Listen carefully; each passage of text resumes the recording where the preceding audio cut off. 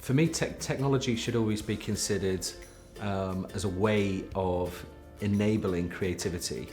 And I think the fact that we can deliver so much more to customers, the fact that we can do all of these things doesn't necessarily mean that we should. It kind of reminds me of Jurassic Park, the Jeff Goldblum quote. I think if we're using technology to understand our customers better, to understand where they are, understand what their needs are, what their purpose is, what their why is, that's how the creative part comes in and really allows us to make those connections, because the connection part is all human. The technology part is how we find people and what we know about them, but the connection part is always going to be about creativity, and creativity is where the human beings come in.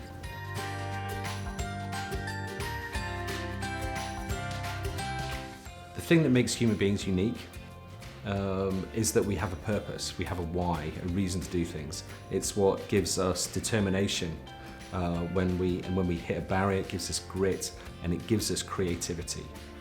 That part of it is always going to be central to everything that we do around brands, because fundamentally branding is about making an emotional connection between a person and a product.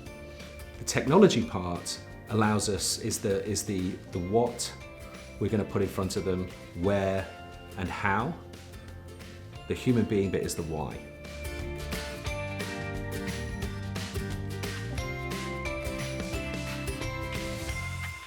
We agency folks are pretty adaptive beasts, and agencies themselves have adapted over time.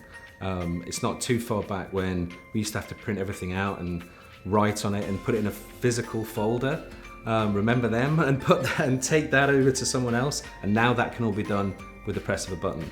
I think what technology will allow us to do at scale is get past some of the functional stuff that agencies have to do and need to do in order to be effective, and get us to the emotional stuff, which is where we really add the value that connecting customers with brands and brands with feelings.